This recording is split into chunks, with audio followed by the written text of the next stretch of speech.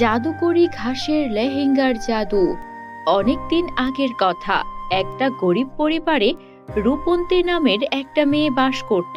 রূপন্তীর বাবা মা প্রতিদিন জঙ্গলে চলে যেত কাঠ কাটতে, আর তারপর বেশ রাত করে ফিরতো। ঘরে রূপন্তী একা ওর বাবা মায়ের জন্য অপেক্ষা করত আর ভয়ও পেত। এভাবেই দিন যাচ্ছিল। বন্ধুরা, তোমরা যারা যারা গল্পটি দেখছো, তোমাদের নাম ঝটপট কমেন্টে লিখে ফেলো। আমরা নেক্সট গল্প তোমাদের নাম দিয়ে বানাবো। রূপন্তী সেদিন ওর বাবা মায়ের জন্য অনেক অপেক্ষা করছিল। সারা দিন পেরিয়ে যায়, রাত নেমে আসে, তবুও রূপন্তীর বাবা মা ঘরে ফেরে না। এদিকে খুব জোরে তুফান শুরু হয়। তখন রূপন্তীর ওর বাবা মায়ের জন্য অনেক চিন্তা হতে থাকে। এ কি, আজকে বাবা মা এখনো বাড়ি ফিরছে না কেন? আমার তো ওনাদের জন্য খুব চিন্তা হচ্ছে। ওনারা কি কোনো বিপদে পড়লো? প্রতিদিন এভাবে জঙ্গলে যায়, একদিন তো বিপদ হতেই পারে। কেন যে ওনারা এভাবে জঙ্গলে কাঠ কাটেন? এবার ওনারা বাড়িতে ফিরুক, আমি বলবো আর যেন ওনারা জঙ্গলে কাঠ কাটতে না যান। জঙ্গলে কাঠ না কেটে অন্য যে কাজ করা যায় তাই করতে বলবো। তবুও জঙ্গলে যেতে হবে না। কত রাত হয়ে যাচ্ছে, আমার কত ভয় হচ্ছে। আমাকে ভয় পেলে চলবে না। আমার বাবা মায়ের আমি ছাড়া কেই বা আছে? আমাকে এখনই জঙ্গলে যেতে হবে। ওনাদেরকে আমার খুঁজতেই হবে। রূপন্তী ৭-৫ না ভেবে জঙ্গলে ওর বাবা মাকে খুঁজতে বেরিয়ে পড়লো, আর তারপর এদিক ওদিক খুঁজতে লাগলো। বাবা মা, বাবা মা, কোথায় তোমরা? বাবা, ও বাবা, ও মা, কি ব্যাপার? কাউকেই তো পাচ্ছি না। এই দিকটাতেই তো কাঠ কাটতে প্রতিদিন আসে, আজকে কোথায় চলে গেল? এদিকে যা ঝড় বৃষ্টি হচ্ছে, আমার তো পুরো শরীর ভিজে গেছে। বাবা মা, ও মা, বাবা। তখনই একটা দুষ্ট জাদুকর আকাশ দিয়ে উড়ে যাচ্ছিল, আর জাদুকরের চোখ চায় রূপন্তীর দিকে। তখন জাদুকর বলে, হা হা, আমি তো বেশ কিছুদিন ধরেই একটা কাজের মেয়ে খুঁজছিলাম। এভাবে এখানে একটা মেয়েকে পেয়ে যাব এটা তো ভাবতেই পারিনি। এ তো মেঘ না চাইতেই বৃষ্টি। আজকে ঝড় তুফানের দিনে বের হয়ে একটা উপকার হয়ে গেল। হা হা হা, এবার আমি জাদু করে এই মেয়েটাকে আমার বাড়িতে তুলে নিয়ে যাব আর আমার বাড়ির সব কাজ করাবো। হা হা হা। জাদুকরের যেই বলা সেই কাজ। সে জাদু করে সেখান থেকে রূপন্তীকে তার বাড়িতে নিয়ে আসলো। আপনি আমাকে কেন ধরে নিয়ে এসেছেন? আমি আমার বাবা মাকে খুঁজতে বের হয়েছি। আমাকে দয়া করে ছেড়ে দিন।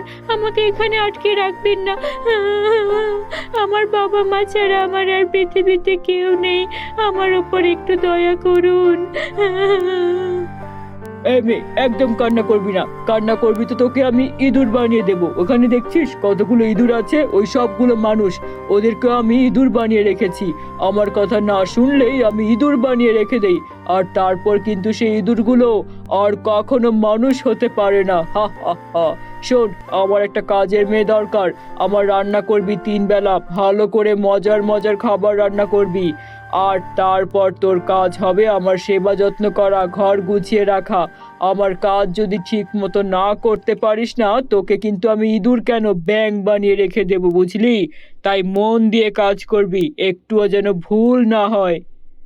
রূপন্তী ভয়ে কিচ্ছু বলতে পারে না, সব মেনে নিয়ে কাজ করতে থাকে। আর এভাবে দিন যায়, বছর পেরিয়ে যায়। রূপন্তী জাদুকরের কাছে কাজ করে। একটু ভুল হলেই জাদুকর রূপন্তীকে অনেক মারধর করে।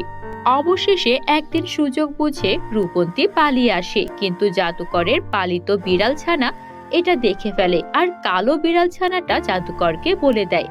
জাদুকর তো ভীষণ রেগে যায়, আর রূপন্তীকে আবারও ধরে বেঁধে এনে না খাইয়ে মাটিতে ফেলে রাখে। তোকে আমি আগেই বলেছিলাম আমার সঙ্গে একদম চালাকি করবি না। আমার সামনেও যেমন 2টো চোখ আছে, পেছনেও 2টো চোখ আছে। এখান থেকে পালানো এত সহজ নয়। তোকে আমি এখান থেকে আর কোথাও কোনো দিনও যেতে দেব না, এটা মাথায় রাখিস, বুঝলি? শোন, জঙ্গলের পাশে একটা গাছ আছে, আর সেই গাছের ওপর অনেক জাদুর পাখি বসে থাকে। আমার পেটটা কেমন চো চো করছে, আর জাদু শক্তিও কমে আসছে। ওই জাদুর পাখিগুলো ধরে নিয়ে আসবি, আজকে রাতে ওগুলোকে মশলা লাগিয়ে রোস্ট করে খাবো। যা এখনই যা। কিন্তু জঙ্গলের ওই দিকটাতে তো অনেক ভয়ঙ্কর বাঘ সিংহ থাকে। না না, আমি কিছুতেই যাব না, আমাকে আপনি ওখানে পাঠাবেন না। তোকে যদি বাঘে খেয়ে নেয় তো আমি কি করব? তোর সাহস নেই? তুই তোর সাহস দিয়ে আর বুদ্ধি দিয়ে নিজে বেঁচে ফিরলে ফিরবি, নয়তো আর বেঁচে ফেরার দরকারই নেই। মনে রাখবি, পালানোর চেষ্টা করলি তো মরলি। এবার যা। তারপর রূপন্তী বাধ্য হয়ে সেখানে যায়, আর যাওয়া মাত্রই একটা হিংস্র বাঘ রূপন্তীর উপর আক্রমণ করে। রূপন্তী পালানোর চেষ্টা করে, কিন্তু জাদুকর তো ওকে আগেই দুর্বল করে দিয়েছিল, তাই ও বেশি দূর পালাতেই পারে না। তখন বাঘটা ওর দিকে এগিয়ে আসতে থাকে ওকে চিবিয়ে খাওয়ার জন্য। তখনই সেখানে একটা পরী হাজির হয়। পরীর রূপন্তীর এমন করুণ অবস্থা দেখে ভীষণ মায়া হয়।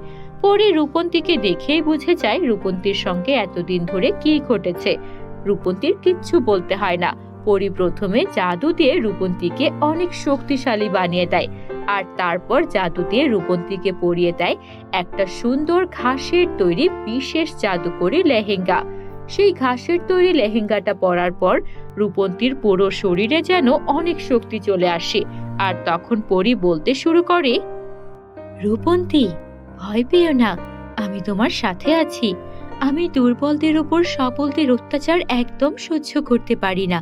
ওই শয়তান জাদুকরের নামে আমার কাছে অনেক নালিশ এসেছে।